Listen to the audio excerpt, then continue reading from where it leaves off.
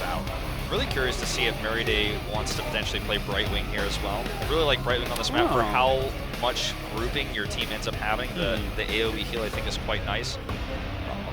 Obviously, if Uther gets banned out, the likelihood of that is higher. But Tyrande is first ban here. It's actually Young Boss who's going to get first ban, so it looks like it's actually loser ban gets to choose in this format, which is a bit different from before. Kael'thas first ban for Black. Interesting.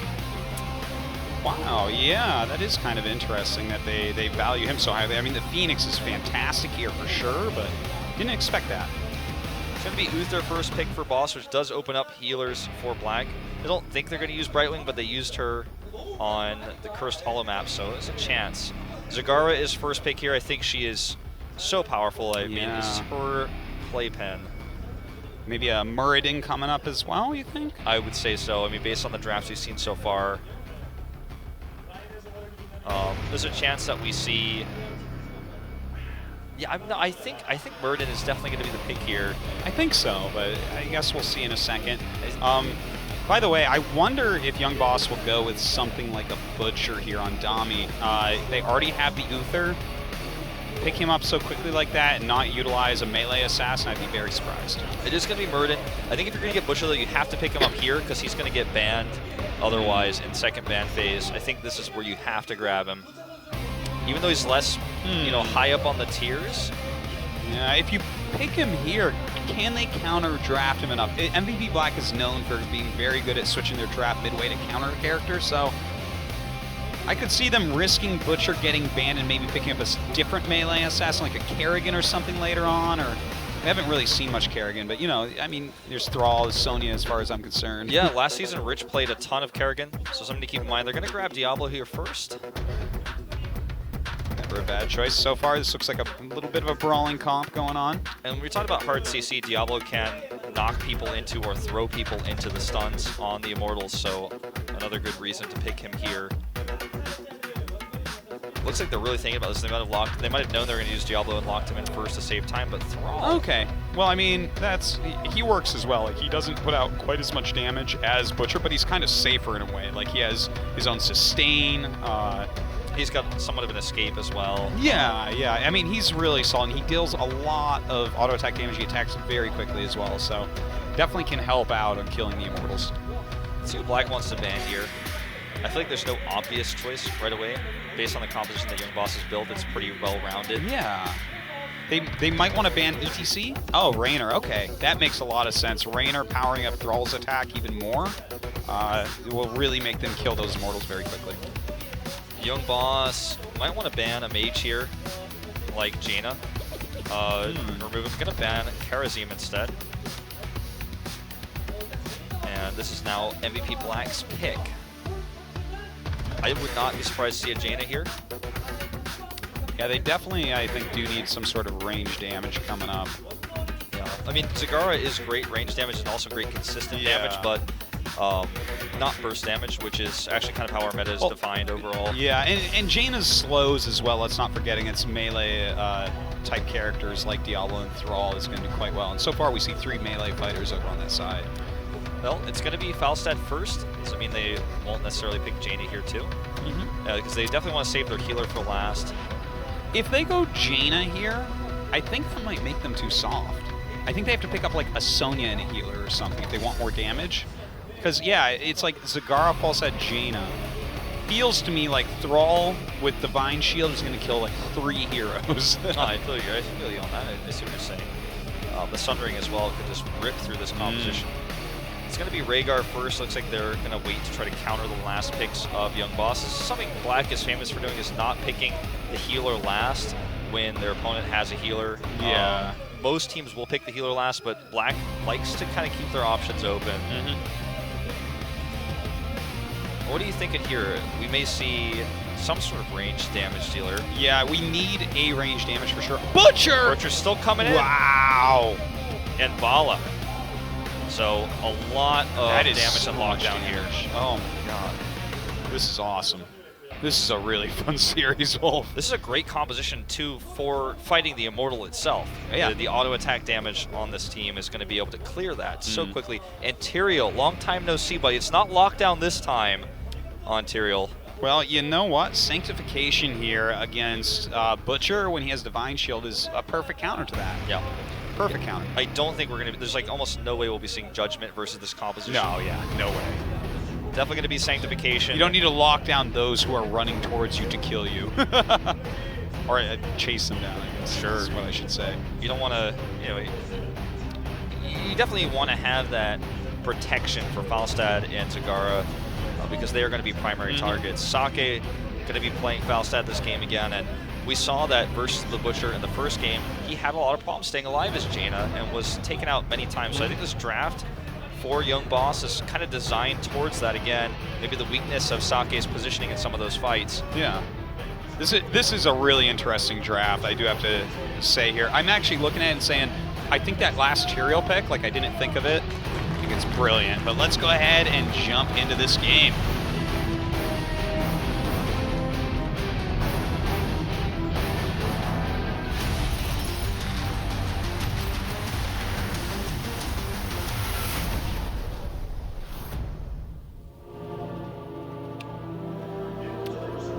All right, we're starting off here, of course, red versus blue, as it has been.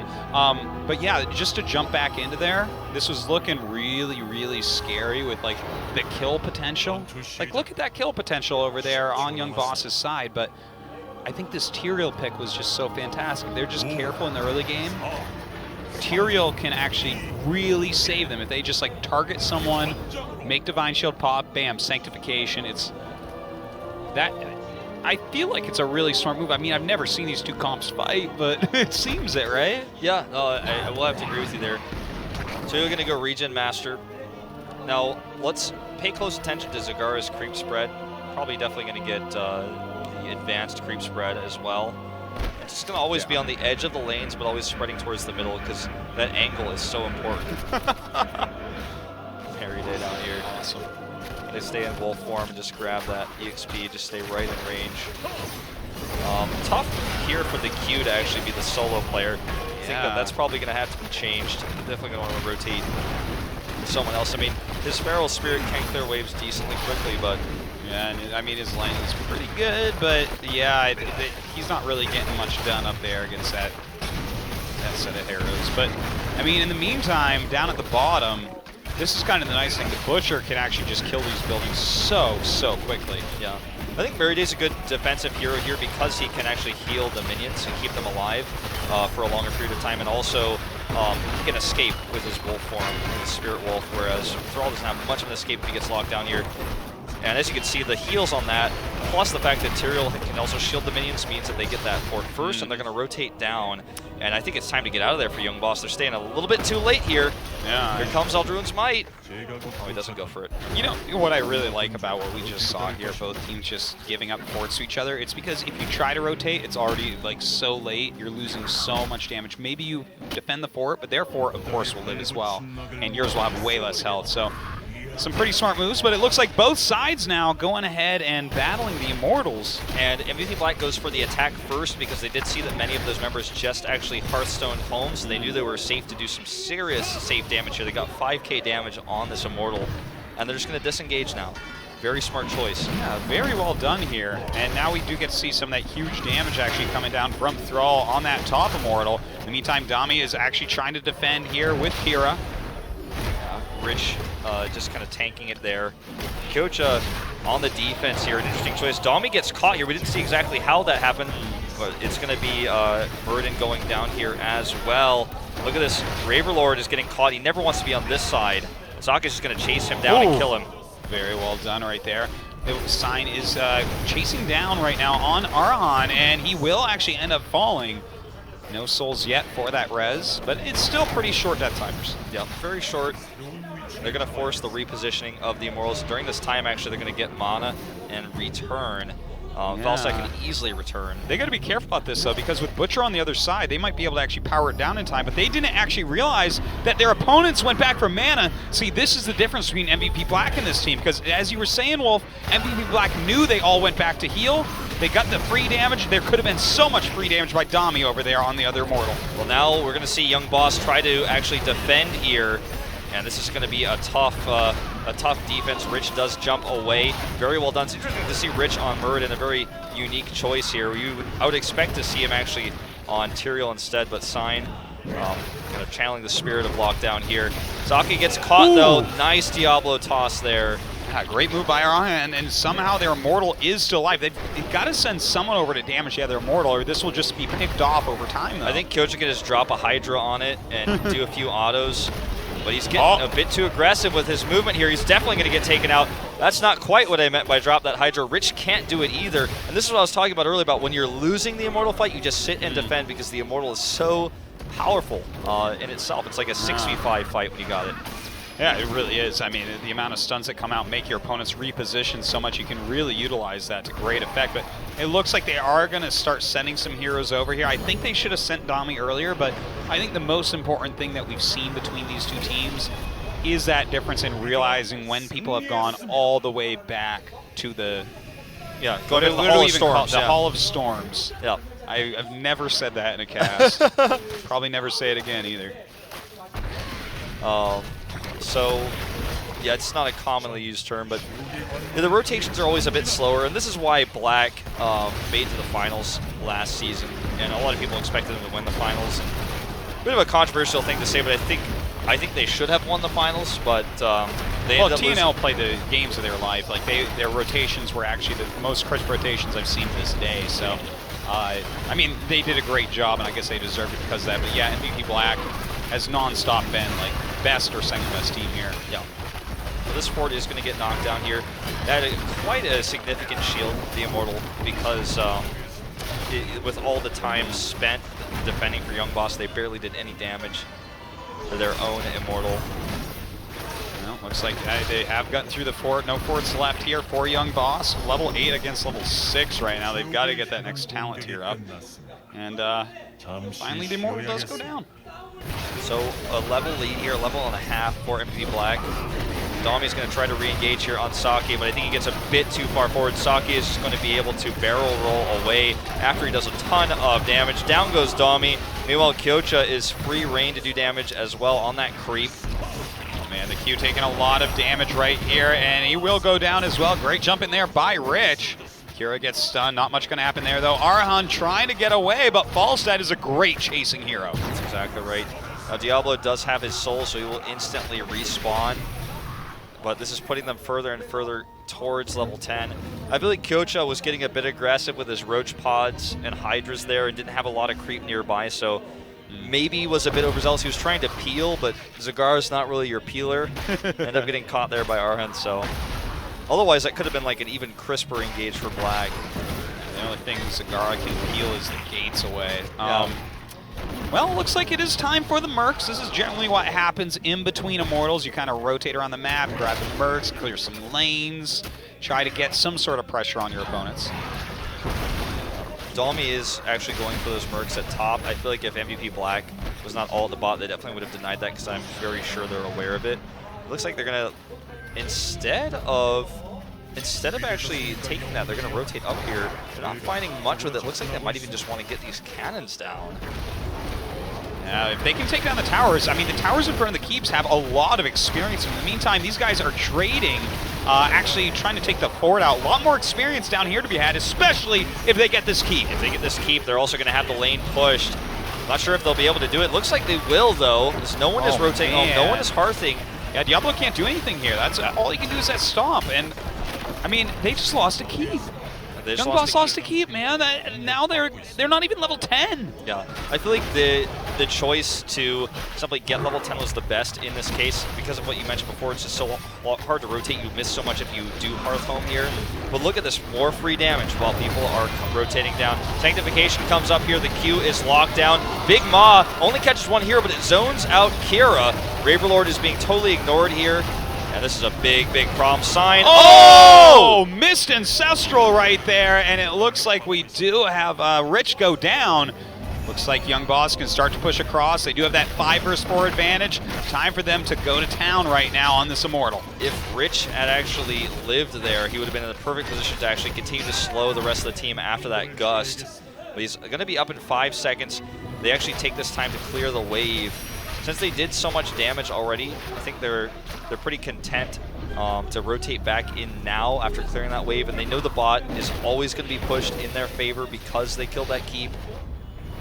This is like, I mean, we got a keep at level 10. That's what happened just earlier. Like, that's kind of crazy. It's pretty crazy indeed, and like that really gives them an advantage. The longer the fight is, better it is. But it looks like, oh man, that was a fantastic gust right there, keeping just Diablo back to kill. And it also pushed them into this fork, which actually forces Dhalmi to be out of position away from his team, and he's constantly slowed, so he can't escape. I think some miscommunication here as Sign actually Eldruin's in, but there's something to be gained there. But they're just now going to sit back and chip at this Immortal, and because many of the members of Young Boss were low, they have to hard, so they know this is safe. This is, again, MVP Black knowing how safe it is to do a move like this. Yeah, when you're that low, you can't really go back out to your Immortal. You get picked off so quickly. If they see any health go down, we see Tyrael ready to run up there and deal with whoever's there. So, fantastic moves by MVP Black.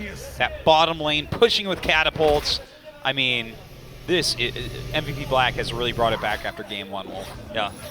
And even in game 2, they had, or excuse me, game 3, they had some problems, but they were able to build a comp to deal with it. But hold that thought, we're going to see a big engage here.